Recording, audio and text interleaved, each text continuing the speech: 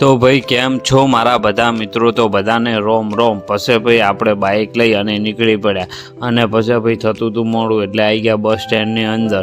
અને બસ સ્ટેન્ડની અંદરથી આ બાજુ ભાઈ ભૂલભુલૈયાવાળું હતું ને આ બાજુ બધા ચા પાણી કરતા હતા.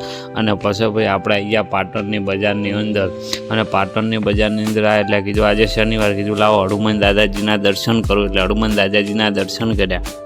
દાદાના દર્શન કરી અને આવી ગયો એટલે કીધું આજે ભાઈ છે શનિવાર એટલે બોલો હનુમાન દાદાનું નામ અને કરી નાખો કીધું ડિસ્પ્લે. એટલે ભાઈ કરી નાખી ડિસ્પ્લે અને પેન્ટ શર્ટ લઈ લીધું ને બધું અલગ અલગ પ્રકારની બધી આઈટમો લઈ લીધી. અને પછી કીધું લાવો છેલ્લે જબ્બો લેગો લઈ લો. એટલે પછી ભાઈ જબ્બો લેગો પહેરાવી દીધો. પછી જબ્બો લેગો પહેરાવી અને પછી ભાઈ નેચે આવી ગયો. તો નેચે ભાઈ અમારે ચાદર બદલવાનું કામ ચાલુ હતું. આ બાજુ ગાદીઓ બધી પડી હતી અને ઉપર સફાઈ કામ ચાલુ હતું. પછી કીધું લાવો એક સરસ મજાનું કીધું ક્રેપટો પહેરાવી દઈએ કારણ કે લગ્નની સિઝન છે એટલે. પછી ભાઈ આપણે પાવર થઈ રહેલા હતા કારણ કે રિમોટમાં. એટલે પછી ભાઈ આપણે આવી ગયા પાવર લેવા માટે. પાવર લઈને આવ્યા એટલે પછી ભાઈ આવી જતી ગરાગી ફૂલ અને પેન્ટોને બધું કણકરું ફેદાઈ નાખ્યું હતું. એટલે પછી ભાઈ આપણે વ્યવસ્થિત રીતે મૂકવાના હતા. એટલે પછી ભાઈ આપણે મૂકી નાખ્યા. અને આ બાજુ ભાઈ અમારે આ ભાઈ લાજી ગયો તો હાડી વાળવા માટે. એટલે આપણે એને વાળવા દીધો. અને આ બાજુ ભાઈ એસી આપણે હમી કરવાની હતી કારણ કે એસી રિપેરિંગવાળા હતા, સર્વિસિંગવાળા. એટલે કીધું સર્વિસિંગ કરાવો.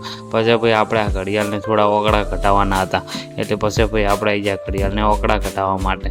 અને પછી ભાઈ આપણે આવી ગયા બસ સ્ટેન્ડની અંદર. અને આ છે બહારનો બસ સ્ટેન્ડનો નજારો. બસ સ્ટેન્ડની અંદર આવે એટલે પછી ભાઈ આપણે આવી ગયા બસની અંદર. બસની અંદર બેસી ગયા અને આ બાજુ ભાઈ જંગલ જેવી ફિલિંગ આવતી આજુબાજુ ઝાડવા. અને વ્લોગ પૂરો કરીએ, મળીએ ને આ વ્લોગની અંદર. જય માતાજી.